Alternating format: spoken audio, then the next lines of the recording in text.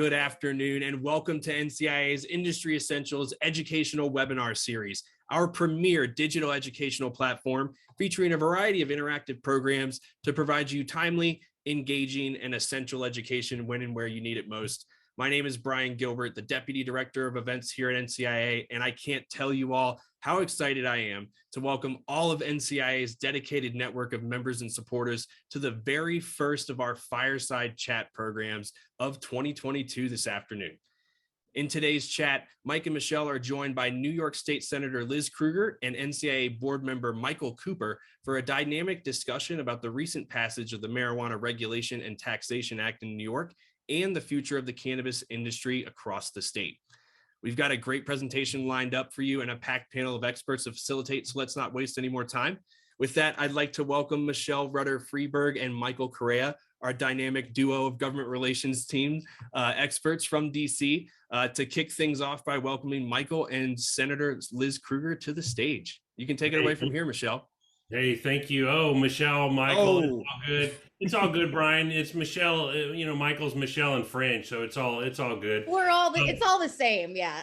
Exactly. Hey, thank you, Brian. I appreciate it. I always love the jams you have going on, and for everyone, instead of doing this monthly, we're doing it quarterly, as Brian mentioned. You know, that is a reason to become a member of NCIA, so you can ask us some of those tough questions. Looking forward to an exciting discussion today. And I'm not big on having people do long introductions. That is what the internet is for everyone to do that research. But I'm looking forward to this discussion today. The topic is cannabis in the Empire State, considerations, implications, and ramifications. And we have State Senator Liz Krueger, who is probably most responsible for pushing that agenda and getting that over the finish line in the state of New York. And I just wanted to say, you know, the photo I have up there is pretty old and the hair's growing out, and I'm growing my hair out until we pass safe banking. And so the hair will be pretty long, but hopefully we can get safe banking over the finish line, get a haircut. And also our newest board member, a New York resident, Michael Cooper, my favorite policy expert. Whenever I have any questions and I'm confused, I shrug my shoulders and I point to Cooper and say, what does this mean? And he answers it. So really looking forward to this discussion.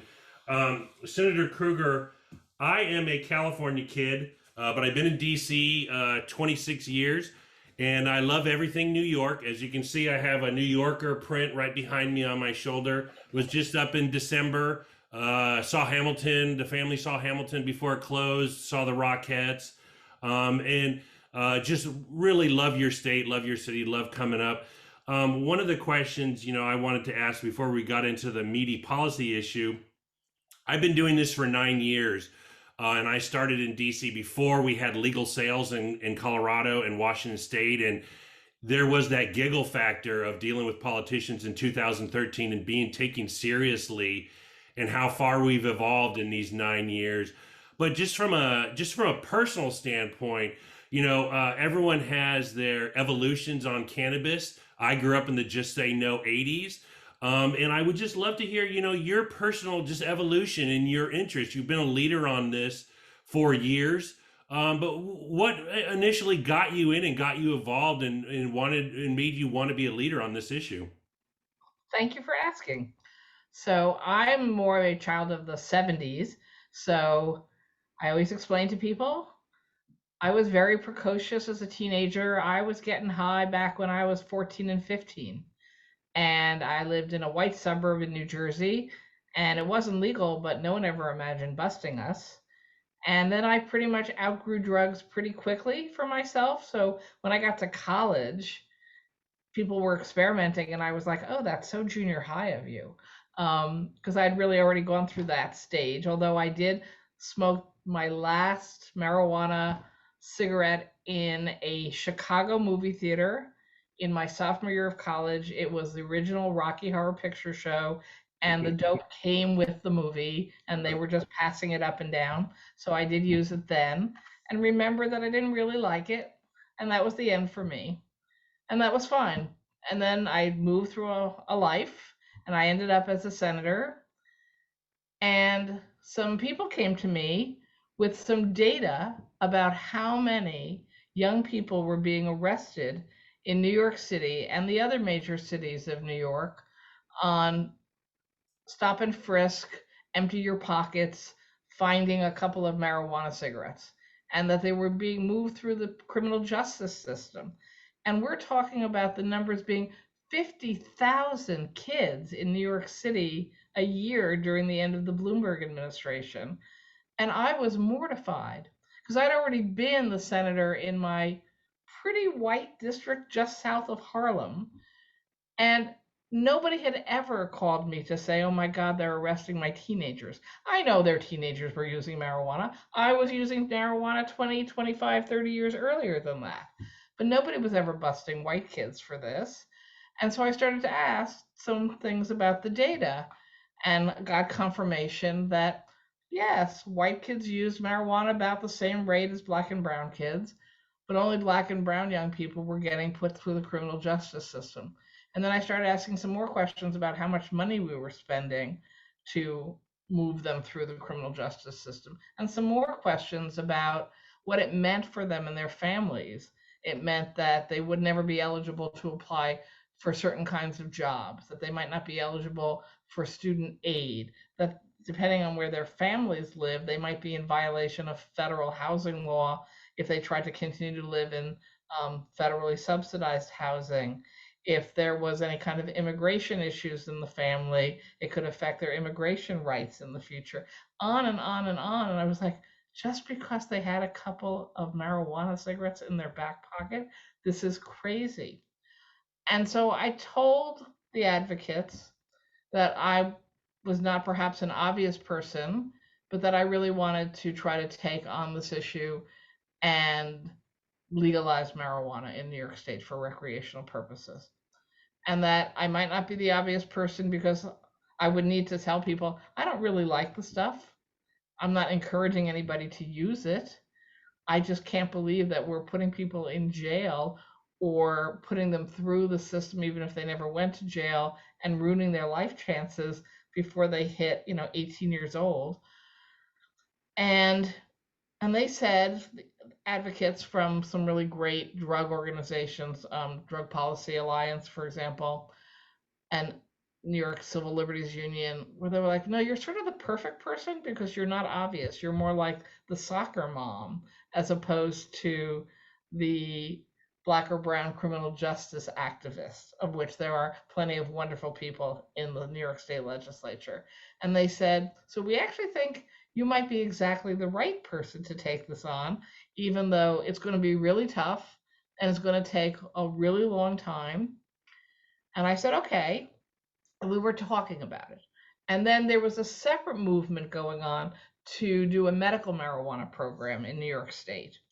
But we had a governor who had said he had no interest in anything involving cannabis and he had no interest in medical marijuana. And so I started talking to the medical marijuana activists and I heard the complaints from the governor and I said to them, if I put in a recreational marijuana bill, he's going to jump for medical marijuana just to shut me down. And so that's what I'm going to put in. I'm going to put in my bill, even though it's not ready and it's not ready for, it's not ready for prime time. It's not ready for anything, just to make the marker and say, Governor Cuomo, look out. We're pushing a lot further than medical. And you know what? 3 days later, he introduced a medical marijuana bill. So I got into this for one set of reasons and then saw that it could help with the medical marijuana fight, which I believed in. And then I just kept going, and it did take 7 years. And while I thank you for the intro, I had a full-time partner in this in the assembly all 7 years, Crystal Stokes. She's a assemblywoman from Buffalo, African American, now the majority leader of the assembly. And so we were hand in hand for 7 years working on this bill, and plenty of people tried to pull us apart and push us down one road versus another and try to get us to negotiate to a weaker place, and we just wouldn't. We just literally stood there together, not physically hand in hand, but cross-checking on our texts every 10 minutes. They're saying you said this. I did not say that. I know you didn't say that. Just checking. They said you said this. I didn't say this. So we really got this done because we had a partnership that was upstate, downstate, assembly, senate, black, white. And it's a really important, I think, lesson for anybody else who's trying to get these kinds of bills passed. You built, and thank you for all your work. You built a very broad coalition. And when I started this job, I actually thought this would be an 8 to 10 year process. And I'm in year 9, and now look at the results we've had. And I always say that Congress lags public opinion by 5 years. I think I'm going to push that back maybe 10 years and extend my time frame. But I did have one question before we got to Michelle and others. When you were doing this, there's not many people who are cannabis experts. Did you travel to other states to learn, or did other states come to New York, or where was your knowledge? Where were you getting the information? So we would talk to everyone. I admit I did not go to other states to check out their cannabis growing. I would go to other states because I'd been there, obviously, but I didn't go on the tours. And people would say, you should really get out there. And I go, I think I'm learning plenty. What we would do is we would look really carefully at the other states that were moving legislation. We would talk to the regulators at states that had passed and say, what's working for you, what's not working for you. And literally, if they would say, well, here's where we made a big mistake and we're sorry we did it this way, we would take a look at our bill and go, well, let's not make that mistake. Let's do this instead. And when a state would come forward and they go, this is working really well for us, we would go, we didn't think about that. Let's build that into our bill. So the whole time we kept, so to speak, the books open on how we were willing to change our bill to reflect what we saw going on in other states, trying to move sort of ourselves into the best path possible and avoid mistakes other states had already made. I mean, I'll use as an example that, the Colorado story about the chocolate chip cookie that was 5 doses in one cookie. And it became this huge story because a New York Times, I think, op-ed writer got herself in trouble because she ate the whole cookie. And I read that story. It's like, well, who wouldn't eat the whole cookie? Oh my God. Why would you ever allow, especially marijuana and chocolate, something to be 5 doses in one cookie? Are you kidding? So we immediately wrote up a whole section about dosage and labeling that would be required. And we knew we wanted to keep this away from kids. So we saw the mistakes from the tobacco world about targeting and marketing to children. So we were like, we're not allowing any of that. Sorry.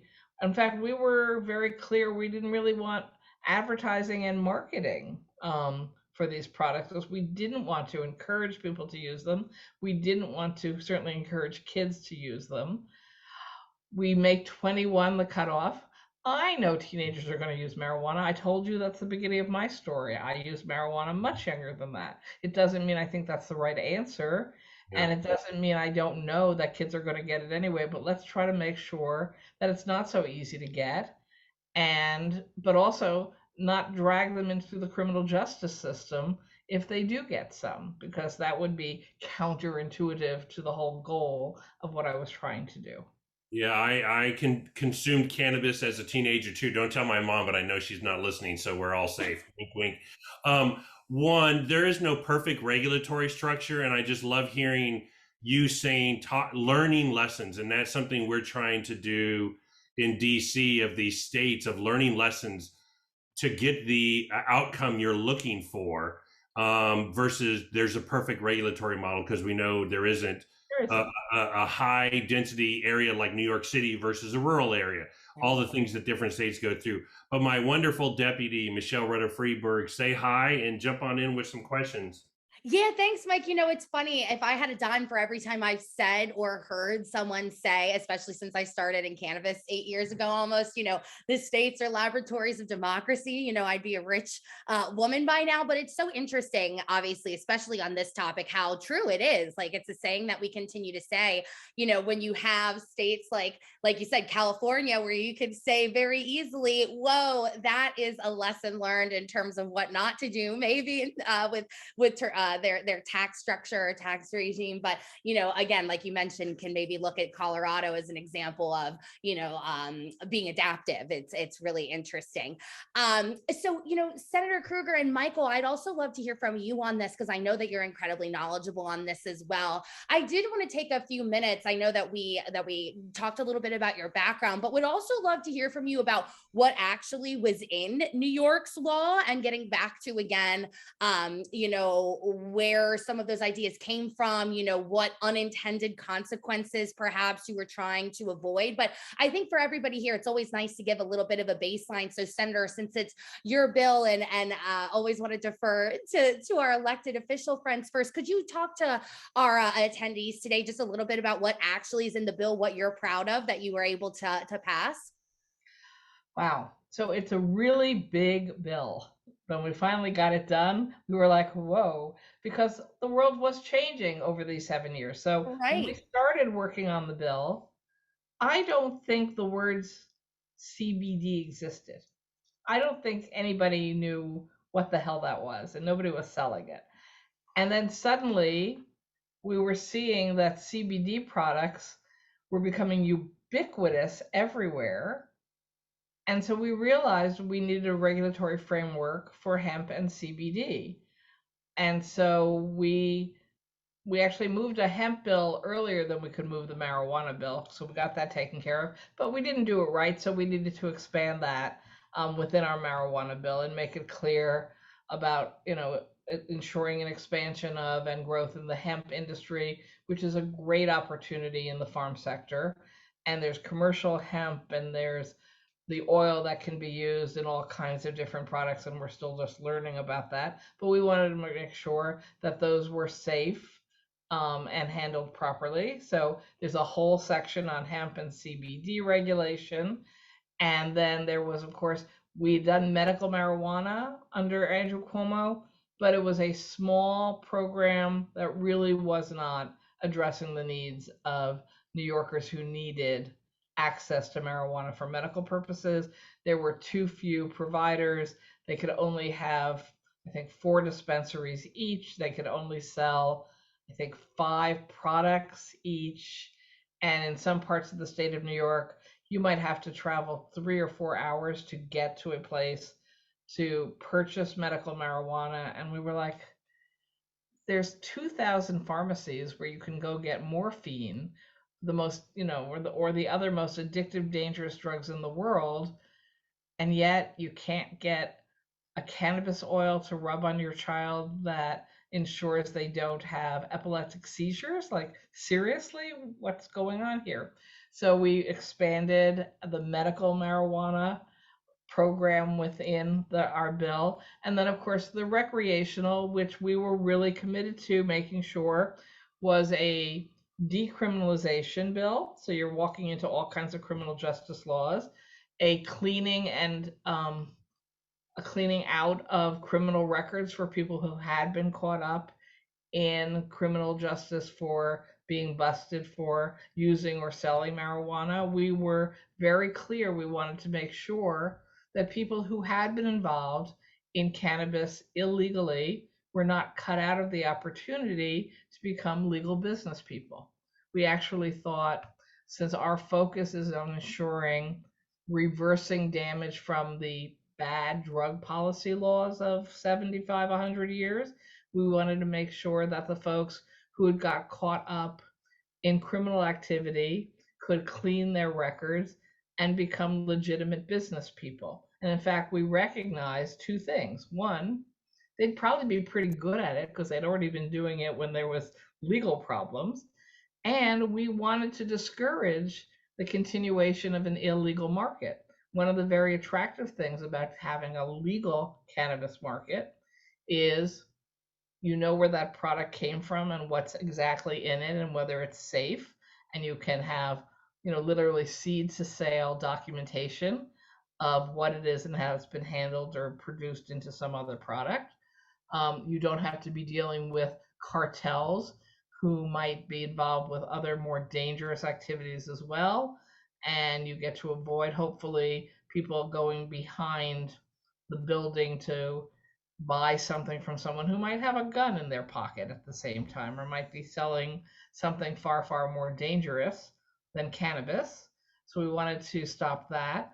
But in order to stop that, we knew we needed to make sure that there was a real market for legal businesses where the people had been involved in illegal businesses, and that if they were prepared to follow the rules and pay their taxes, we wanted them to be able to go into those businesses as well. We also took it a step further. We knew that in order to ensure successful businesses in poor Black and brown communities of New York, we needed to provide technical assistance and actual investment in the startup of these businesses. So we're very excited that in year one, the first budget year for us, as we're rolling out, we have a commitment from the governor, and I don't believe the legislature is going to pull it out, of $200 million to go towards technical assistance and startups and revolving loan funds and other models to help small new entrepreneurs, including those with criminal records, to be able to apply for licenses and hopefully successfully start businesses. We know not everybody's going to get through that process, not everybody's going to be successful, but we have a commitment in law that 50% of our licenses are going to go to these communities. And we can only deliver on that if we're making sure we're providing the technical assistance and financial support that's needed to start up businesses. So we're really excited about that. As chair of the Senate Finance Committee, I think you'll make sure that money gets kept in there, which is going to be a great thing. A couple thoughts. Every time I'd visit New York, I would always see those colorful vans off of the streets in Manhattan, and I would text my friend, "Is this legal?" And it'd be a question mark of what they are selling. And so I'm glad you're doing what you're doing, and just the fact that this war on drugs for 50 plus years has penalized minority communities, and the fact that we're finally going to be legalizing, and those who got most hurt are not able to get helped. And it's not a matter of just a set aside, it's a matter of just standard, just capitalism in business. They need access, they need financing, and they need an ability to keep or to compete, or else just the money's going to come in and drive that out, and we're going to have an industry we're not proud of. And so I appreciate everything. You're fighting the good fight. I appreciate that. Cooper, I want you to jump in and ask a question. Fire away. Well, thank you, Senator. And this actually ties in really nicely to what you were talking about. You know, we always say in these meetings that we do with policymakers who are less familiar with this than you, if you think that there are illicit market drug dealers who are, carding people when they buy to make sure that they're 21, you're sort of kidding yourself. That is the advantage of a regulated industry and folks like our members. One thing that you brought up, which was actually at the top of my list to get your thoughts on, because it's not only the states as laboratories of democracy, but it's ripped from the headlines. It's a bill that you were involved in last week. Obviously, as you mentioned in your original bill, the landmark bill, you combine regulation of medical cannabis, adult use, and hemp under a single regulator. That's something that we talked to policymakers about a lot recently, trying to be thoughtful about regulating cannabinoids rather than distinctions about where they came from. We also know that you co-sponsored the legislation, I believe, you were reported as a co-sponsor of the legislation that passed last week that will allow certain hemp licensees in the state of New York hemp licenses, not folks outside of New York, to help stand up the adult use market. And so if you could talk to our audience about your thoughts, what your goals were there, that's obviously at the top of everybody's mind. It's the top of every industry newsletter. So we'd love to hear directly from the source. So we didn't change the existing law. 50% of the licenses are still going to have to go out to the targeted communities. But we wanted to make sure that when we roll out those licenses for sale, we actually have a supply of cannabis that's legal and grown in New York to go into these dispensaries to be sold. And we didn't want to make the mistake, lessons learned again, Michelle, of other states where They announced everything was happening. They opened their stores, and then everybody looked around and said, crap, we have no supply. Everything doesn't exactly show up at exactly the same day. So we realized we wanted to make sure we had a supply at the startup of when our first dispensaries were going to open. And that what made sense was to allow some of the licenses to go early to people who were already growing hemp or medical marijuana, and that would give them it does give them an advantage as growers, but these are relatively short-term licenses, and there's no guarantee they would continue to be licensed in the future, although there's not an obvious reason why they wouldn't either, as long as we're meeting our requirements of our formula for who needs to be licensed. And the truth is, most of the farming areas of New York State, while there are low-income farmers who it's great to be able to build into this program, the farming was more likely not to be in inner city Black and brown areas where so much of the damage was done. So we really don't think we've done anything to violate the goals and intention and model of the original bill, but we are allowing ourselves to be assured that we will have a supply of legitimate cannabis products that can go to market when the stores and companies are open and need it. So that's sort of the logic behind it. And we happily got a reasonable amount of support pretty quickly from our colleagues who said, oh yeah, no, we get this. We get this. So that's what's happening. And obviously the people who are growing hemp for CBD purposes or commercial purposes are, not all of them will apply. Some of them won't be comfortable actually being in the recreational cannabis business, but we are pretty confident there's going to be more applicants than we even almost know what to do with to have the opportunity to start growing legal cannabis now. Thanks for that, Senator. Really good point about making sure that supply is there when sales become available. I wanted to ask you a couple of questions about this $200 million fund that the governor recently proposed. This is a public-private fund that would help fund equity applicants. So a couple of things I'm curious about. Where is that $200 million coming from? Are there stipulations yet about how that money is going to be allocated? And also, what criteria is being used to determine eligibility? So I'll pause there. I know that was a couple of things. That's okay. Great question. So $50 million of the $200 million is actually going to come from the licensing fees of the people in the hemp world approved to go into the cannabis world. So there will be licensing fees for every kind of license. And so we project 50 million comes from the licensing fees. And the other 150 million comes from a combination of public-private commitment and state tax dollars going into this as a seed fund. And we purposely decided not to legislate the details because it's hard to change statutes. We have to be in town. We have to get 212 of us or the majority of us to agree on things. We didn't want to micromanage. So a lot of those decisions about what criteria will be used, who will be deciding who, what, where, will be done by the board of the Office of Cannabis Management. We put into the legislation sort of a combination of skill sets that we wanted to make sure were on the board. And then there's an advisory board that will also be being set up with experts from different fields within the topic, who will also have a say. And it's shocking how quickly we're building this really superb staff within the Office of Cannabis Management. I didn't realize how much went into starting a new state agency. It's really complicated. And you're starting from scratch and creating one.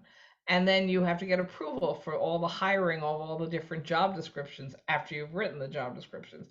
And then the first thing was making sure we got the regulations on all these different 3 areas of cannabis written, because that's really time consuming. And that has to go out for public comment once you have your regulations, and then draft responses and changes and approval by board, because you can't even announce come apply for licenses until you have all of that done. So the technical assistance investment in supporting startups is sort of happening slightly behind the regulations, but on a parallel track with a different division of the Office of Cannabis Management. And I can't tell you this. I have so much confidence in the people we're hiring into that agency. And it's like everyone I talk to says, oh my God, I want to go work there. Like, they always talk about you want the best and the brightest to go into government. At least in my era, that's what John F. Kennedy told us. That's what the best. We live in DC, so I don't know. The best and the brightest need to go into government. And sometimes that's not always obvious to see or not. But I really feel like in New York, like the best and the brightest want to go work for OCM and make sure that we are successful. So Chris Alexander is the executive head of OCM, and he was actually the lawyer for the Senate helping me with the bill for much of those 7 years. And so I couldn't be more thrilled that Chris is there at the head of OCM. And there's a phenomenal board and other staff who I also know. In fact, he stole quite a few of my staff and took them with him. So I'm a little mad at him, but it was for the cause. He didn't take Brad, though. Brad will give. No, he didn't take Brad. I could probably try to. Yes. But several of the finance staff, several of the council, because he knew who the people he wanted were. He'd worked with them in the Senate, so he took them. And that's okay. It's for the cause. But I really am so confident of the group we have in there who are building like this ship as it's also moving. Like literally they're building the ship as it's floating down the river. Mike always says that we're building the airplane, but it's already in the air. It's such a true analogy. Mike, I like the sports analogies. When you win the Super Bowl, everyone's stealing away the assistant coaches, and that's a good sign because they're stealing away talent. And pretty soon, one of these days, someone's going to steal my talent away from me, Michelle. But hopefully, I get a keeper. But you mentioned creating a state organization. Can you imagine at the federal level the challenges that are going to happen? And luckily, a couple of years ago, NCIA produced a white paper on creating like a regulatory framework of where we thought some recommendations to be, talk about, not learning the lessons and not repeating mistakes. And Michael Cooper was a big part of writing that. It's on our website. Everyone go reach it. It's a great policy issue. But I just wanted to throw that out there. Michelle, what did you got? Can I ask her, Michelle? Please go ahead. Oh, I'm sorry. No, go ahead, I was just going to ask, because it ties in nicely to something that the senator was mentioning before. You were talking about making sure that you could have a competitive regulated market, that there wouldn't just be a legacy market, that's all that's left, the illicit market. One of the topics that's garnered a ton of attention around the country, California is obviously living with some tax decisions that they made. I wanted to make sure for our audience that we mentioned taxes in New York. At least it was publicly reported that Governor Cuomo wanted them to be higher than what wound up in the bill. So if that is indeed true, the industry thanks you for that, because it is a challenge to be competitive. And so one of the things that we wanted to ask you about is, and it ties to what Mike was talking about, it's part of our white paper on federal legalization. How do you do this to stand up an effective industry that isn't going to be overrun by an illicit market that doesn't charge sales taxes, doesn't have an excise tax, doesn't pay FICA taxes, doesn't have the union agreements, right? A union workforce. New York has a number of union provisions in the bill. And so one of the things that we thought, it's great to go to the source. Obviously, there are competing interests. You have revenue that you want to generate from this bill. You have places that you want to spend it. If you could give us your insights and your perspective as someone who tried to balance these things, because New York does still have a hefty set of taxes. It's a cannabis specific wholesale tax, and then an excise tax that splits state and locality to incentivize retail, which we thought was clever. So thank you. But just walking us through your thought process would be, I think, very helpful for us. So, and I've said this publicly many times, this assignment was not how much money can we raise for New York State from taxes. I'm in government. Of course, I like to raise taxes to receive money we need. But I knew from, again, lessons learned from other places, that if you imagine some silver bullet at the beginning of a cannabis industry, you were going to be shooting yourself with it. Because I watched as California had basically no regs forever, and it was the wild, wild west, and then suddenly announced, and now there are all these rules, and we're putting them on you, and show up with your bags of money at City Hall tomorrow. And I was like, okay, that's not working. And then I saw in other states where the price of legal was so much higher than the price of illegal that it was like, well, who's going to bother to go and buy legal product? And I remember specifically having the discussion with the governor at the time, and even pointing out to him, because he said, well, how will we even know what the illegal pricing is? I go, there's websites. You can look up the price of illegal in any town in New York every day. Like there's like famous, like well-known websites that even show, 3 different qualities and what the pricing is. So we will know what the pricing is. And he was like, no, that can't be right. It's illegal. I go, well, it might be illegal, but it's up there. It's out there, And so I was really clear we didn't want to make those mistakes, and that obviously a startup industry was going to probably need a lower tax rate than you potentially could build to later on if we were as successful as I believed we could be in New York. But that the last thing we wanted to do was make it prohibitively expensive and then watch as nobody shifted from the illegal to the legal market. And I don't know that we haven't made mistakes now, Michael. It's more complicated than I imagined, partly because the governor, who's gone now, pushed for certain things. There are people who have come to me and said, you have this strange THC level tax and nobody's going to be able to do the math, and it's too expensive, and I've said to people, okay, let's take a look at it. And I went to OCM and I said, we need to look at this because maybe everybody's right and we did this part wrong. And everybody agreed, okay, we're not going, there's no dispensaries, there's nothing being sold. We still have time to look at that and evaluate that. So I have no problem with saying, maybe we didn't get it all right, and maybe our model for taxation wasn't the one we should end up with. And that's another reason why I really like watching what other places are doing and learning from them what has worked and what hasn't worked, because I'm totally open to admitting that we might not have done that part perfectly. And we also knew we wouldn't really know the dollars and cents until we started rolling and saw, here's what the illegal market's doing, here's what the legal market's doing.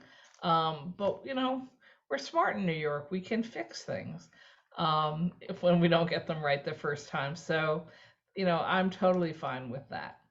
So, right. And it's so important too to keep front of mind, like I mentioned earlier, these unintended consequences front of mind, right? And when we're talking about taxation, it just seems that it's very, very clear to me, the further on in this experiment that we get, how that is really at the crux of so much here. Again, if you want to create an equitable industry, how are you making sure that your barriers to entry are low enough, right? That tax level, that it's creating a pathway for those legacy operators, right? So such a unique thing here. I want to remind people to drop your questions in the Q&A board. We have a couple that have come in so far, so I want to float some of those to you, Senator Krueger, and Michael, you too, if you have any thoughts. We have a couple questions from Catherine Lindner. Hi, Catherine. You are with Cannabis ERP, our sponsor for today. So thanks so much for being here and for sponsoring our webinar. And Catherine is wondering a couple things here, and I think they tie into what you were just saying a moment ago, Senator. Catherine wants to know, do you have a plan? And if so, what is that? But do you have a plan to curtail the illicit market when it becomes legal, when cannabis becomes legal? This has proved to be very problematic in other states. And how are you planning to how are the retail stores going to convince the New York cities to allow a store in their region? Of course, we've seen a lot of zoning issues and cities and municipalities keeping businesses out. So your plans with the illicit market and convincing cities to let those storefronts open up. Any thoughts? Yeah. So yes, as Mike mentioned, or sorry, everybody's named Mike or Michelle here. So that much easier. You can't get us go by last names. Yeah. You're the senator. You can call us all anything. It's close enough. As we pointed out earlier, there are vans and certain stores that are illegally selling weed now. Now, there's just people selling weed illegally as they've been doing it for 100 years, but there's these companies that have opened these facilities, and I find very amusing. They're giving the cannabis away for free, and then they're charging you a fortune for their t-shirts. So you buy a $50 t-shirt and you get some free weed, and they're pretending that that's legal. It's not legal. They're selling it from a van, and they're like, well, this isn't a store because it's movable. No, that's illegal also. So we had a little bit of a debate between the police, the DAs, and OCM about what was illegal or not. And OCM and the legislature had to point out, yes, guys, this is illegal. You were supposed to stop this. And again, not like we're trying to get people put in jail. We're not. But we're making it clear that if you're doing this, your chance of getting a license to go legal is like 0. So do you really want to risk your future ability to become a successful legal business in New York by doing this now? I don't think so, because we're going to be keeping track of who gets the tickets from, say, NYPD, who's going to be moving you along or shutting you down. And you people are not going to be eligible for licenses. So that's one way we're trying to educate them about that this is illegal. Obviously, the right answer is for us to move as quickly as we can to offer licenses and to start legal businesses. Hence the reason we wanted people who are already growing marijuana or growing hemp and medical marijuana to have an opportunity to start growing the cannabis we're going to need to sell legally.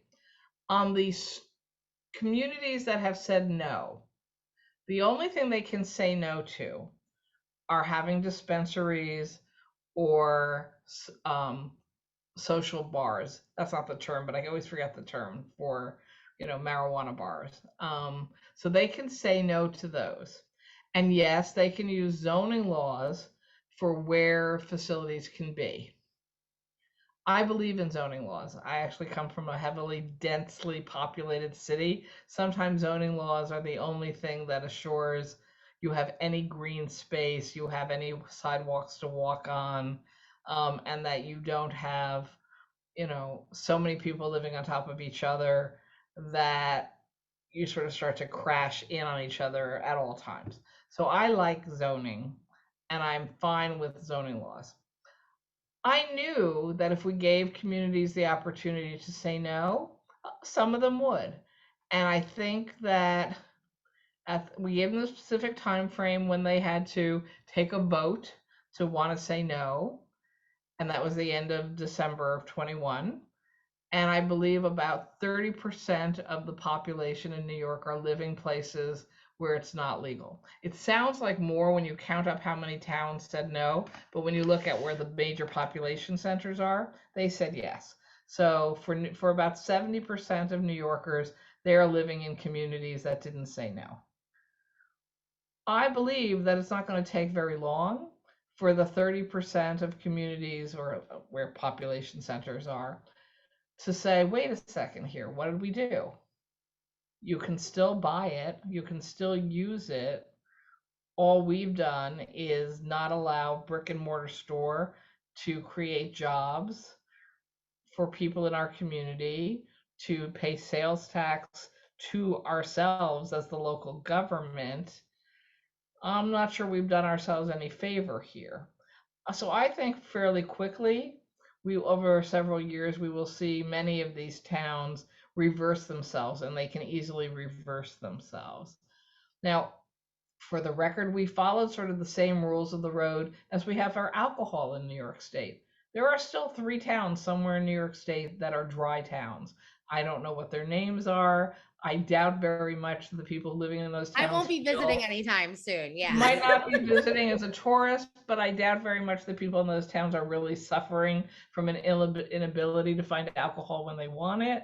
But I grew up when there was still the Women's Christian Temperance Union people still alive, and I went to a college in a dry town. Trust me, it didn't stop any of those fraternities from having keg parties every weekend, even though it was a dry town. And so I feel the same way about marijuana. You know, there are a bunch of towns, for those of you who know New York, in Long Island, right in Nassau County, who said no. If you live in Nassau County, you can drive to Queens County, which is New York City, in about 7 minutes. I can guarantee you there's going to be a lineup of cannabis stores on the Queens-Nassau County border. And the people of Nassau County will be driving across the border to buy their cannabis in New York City. So my city will have more jobs and more sales tax. Thank you very much, Nassau County, if you don't want those things. And lots of people who live in Nassau County commute by train into Manhattan every day and get off the train at Grand Central or Penn Station. And I can guarantee you there will be cannabis sales right around those train stations so that people who train in from Nassau County every day and want cannabis will buy their cannabis in New York City. Again, thank you for the jobs. Thank you for the sales tax. If you don't want to have that in your town, that's your right. And I'm glad we gave them that option. So I'm not really very worried about that storyline. So DC went through that with big box retail stores. They didn't want them, and they realized everyone opened up right on the border of DC, Maryland, Virginia. They lost all that tax base. And they said, wait. And they opened out, and now the Home Depots, the Costco's, the Targets, Walmart, they're all in the city because you have that tax base. And funny story, I was out in Montana this past summer, and I flew in and out of Spokane, Washington, which is right on the border of Idaho. And I went to a dispensary right on the border, and there were probably 40 cars in the parking lot. And I think 36 of them had Idaho license plates, which Idaho is probably one of 2 states that has no cannabis reform laws. Will probably be the last state in the union to do anything. All you're doing is losing tax base. So I couldn't agree with you more on just the realities of this. I always loved how our opponents would say, if you legalize cannabis, people will start consuming cannabis. And it's like, they've already been consuming cannabis for 50 years. You just haven't been able to benefit from it from a policy standpoint. And so, Michelle, you got a couple more questions in Q&A? I think Michael had something that he wanted to add. Michael, is that right? I did.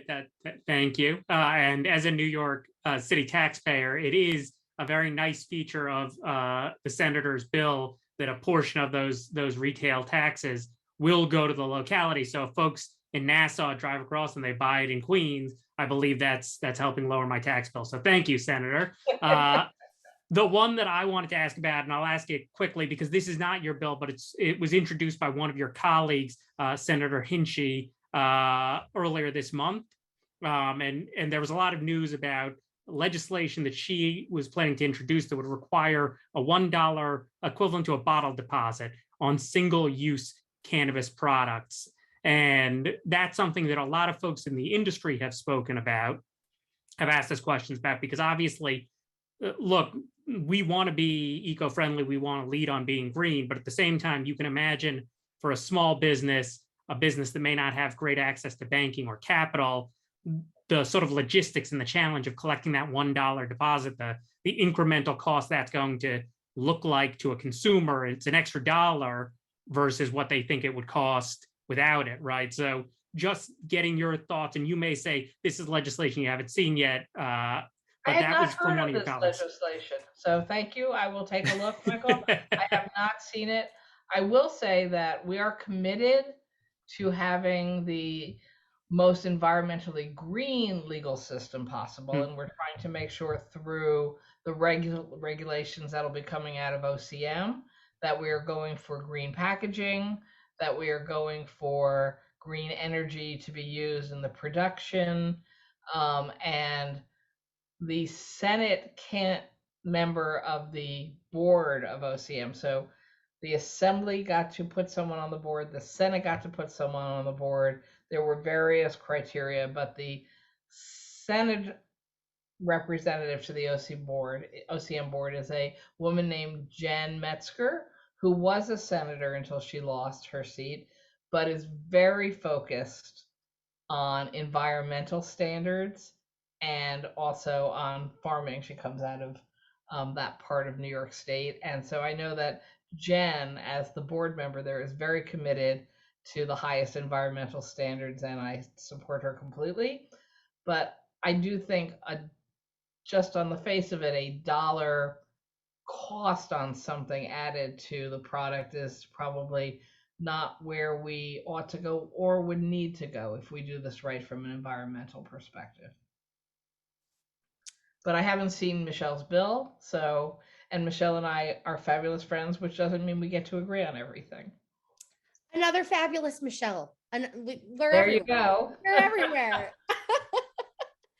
Okay, well, we just have a couple more minutes with you, Senator, although we have certainly enjoyed our time with you, and we're glad for everybody who joined us today. We have a couple more questions on the Q&A board, so want to try to get to at least one or two more of them.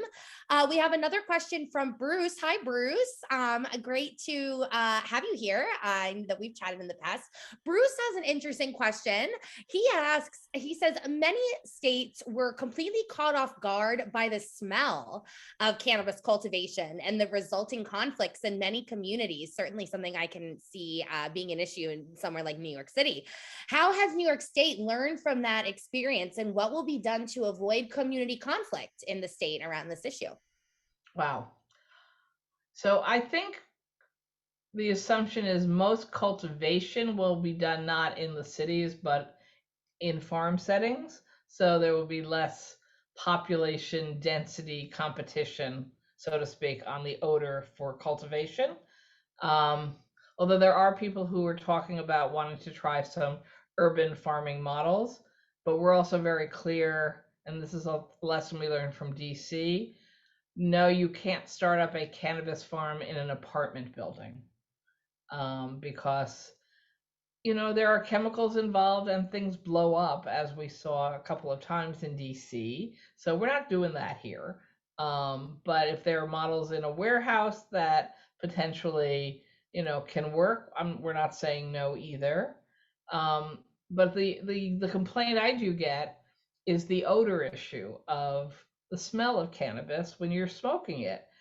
And again, as was already pointed out, that's not new. We had cannabis here forever. People have been smoking on the streets of New York City forever. I love when people say, there's no cannabis in my community. Oh, yes, there is. Yeah, right. No, my teenagers aren't using it. Yes, they are. No, they're not. You don't know my town. I go, call your high school principal. Ask them. There's not a high school principal in the country who won't say, yes, teenagers are using cannabis. There's not a police officer in the country who will honestly say, no, there's no cannabis here. Of course there is.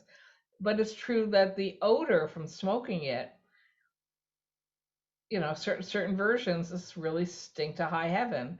And in support of the medical community, when I was working with them, the vast majority of the medical community truly have no problem with cannabis, with the one exception that they say human lungs were not designed to inhale burning product.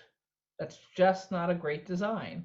Now, granted, it's not nicotine, it's not tobacco, but it's still a burning product, and you probably should not be inhaling burning products. So my view is, great, with a legal market, there's the opportunity for all kinds of models for consumption that don't involve burning it and inhaling it. And if you're not burning it, it doesn't have that awful smell. So I'm hoping that all of you in the legal business will come up with more and more options for people to be able to use cannabis without stinking up the air while smoking it, either in their apartments or on the sidewalks, speaking as a densely populated Manhattanite. So a couple thoughts. One, I am one of the few people on earth that loves the smell of skunks. And so one, that skunk smell, I'm actually high. And when I smell cannabis, I go, it reminds me of high school. And then for the cultivation smell, I just have three words: charcoal air filters, and then try to get that out, the smell from a community standpoint. Senator, it's been wonderful chatting with you. We're going to sort of start winding down with some closing thoughts. Very rarely have I talked to a politician who understands the nuances as much as you do on cannabis. Really appreciate your knowledge on this. It's been quite enlightening. And I just want to throw it out there. You know this, but April is the filing deadline for New York Senate race. And so I highly recommend, if I maybe put your name in to challenge Chuck Schumer out there. We need someone in DC who's as knowledgeable on cannabis as you are. And you talked about taxes in the industry and participation. And that is one thing that concerns us with this federal bill that may happen, is these tax rates may be so high, it defeats the purpose. Because as Cooper mentioned, the illicit market, when there's such a disparity, I remember, I'm not even that old, I remember when Virginia's cigarette taxes were so low and New York's were so high, there was illegal smuggling of cigarettes from Virginia up to New York. And so no matter if an item is legal or not, if there's such a discrepancy in prices, you are going to have people who go to the illicit market. And that is something we are looking to make smaller. And you need, like you said, maybe you have these lower tax rates early on, and as you get a mature industry, you can worry about the taxes at a later date. But that's just something to think about. And I'll just go around. Michelle, any last thoughts from you? No, I have to stop you. I am not interested in anyone taking on Chuck Schumer. Even if you disagree with him on this, if you look at what he has been doing for states all over this country in the last couple of years, particularly us here in New York, I say go Chuck Schumer. I'm endorsing him. I am not asking anyone to write in my name. We like having fun. Come on, we're just having fun. I don't have anything to say to that. I think the senator put a pin in you, Mike, which is something that we can all use more of. Zip it. Cooper, any last thoughts? No, I just want to thank you again, Senator Krueger, as a New Yorker, as a member of the board of NCIA. I couldn't be more thrilled to have had you join us and really appreciate you engaging with our members, with us in this forum. It was really great. Thank you. And Senator, any last thoughts? Just appreciate the time. No, it was a pleasure to be here with you all. Great questions. And again, please feel free to reach out to my office, because as I said, we want to have the best model in the country. We want to have the most successful legal system we can. But I am very comfortable admitting that, we were ice skating. We were trying to get to the place we could get to that made the most sense for New York. And we're really proud of what we did, but we also recognize that there will be changes that will be needed, and we're prepared to do that. So feed your proposals into us and we will evaluate them. So thank you. Hey, thank you again. And Brian, take it away with the wonderful jams. Fantastic. Well, thank you so much, Mike and Michelle, as always, for presenting an amazing program today. I really appreciated all of our members engaging with our Q&A and our new process, wanting to provide some extra engagement and incentive to join and participate in these amazing Fireside Chat programs. I'm really excited to announce the next Fireside Chat in the coming weeks. So do make sure that you're up to speed on all of our activities by signing up for our daily and weekly newsletters that go out every Monday and Wednesday. With that, just going to close out today's program by providing a quick shout out once again to our sponsor of today's program, Cannabis ERP by Next Tech Group. You can learn more about their amazing service solution by heading to their website, cannabisnerp.com/NCIA Fireside Chat to learn more and schedule a demo today. And then while we have a number of NCIA members still here in the room, wanted to make sure that you're all aware that we're about to come to the conclusion of our call for proposal period for our upcoming 8th annual Cannabis Business Summit and Expo that will once again be taking place in the heart of the Bay Area at San Francisco's Moscone Center, this time back to our normal summer schedule from July 20th through the 22nd. We're now accepting current proposals to speak from all currently active NCIA member businesses. As all of you all know, Cannabis Business Summit has become the industry's platform to convene and share best practices, discuss emerging topics, showcase business products and services, and help professionals expand their network by facilitating those meaningful in-person connections with your fellow NCIA members. If you have any questions about how to participate in the call for proposal process, please don't hesitate to reach out to an NCIA member, NCIA team member here on the webinar, or by emailing education@thecannabisindustry.org. Once you head to the submission portal and log in using your NCIA member credentials, you will be provided and linked to a very handy submission guide to walk you through the process as well. So we really hope all of your all's participation in that process and in the upcoming event taking place July 20th through the 22nd. All right, and with that, as always, we'll leave you all with this end of event credit sequence highlighting all of the 50+ member businesses that participated in this afternoon session and ensure that NCIA's vital work representing the cannabis industry is possible each and every day on Capitol Hill. We really appreciated all of your all's support bringing this session to life today, and really hope that you will continue to support NCIA via membership. If you're not an NCIA member at the time, please do head to www.thecannabisindustry.org/join following today's program to join the movement for a responsible and equitable cannabis industry. Huge thank you again, once again, to our panel for presenting today's program, and to New York State Senator Liz Krueger for joining today's Fireside Chat with NCIA's government relations team. Thank you all again. We'll see you all next time.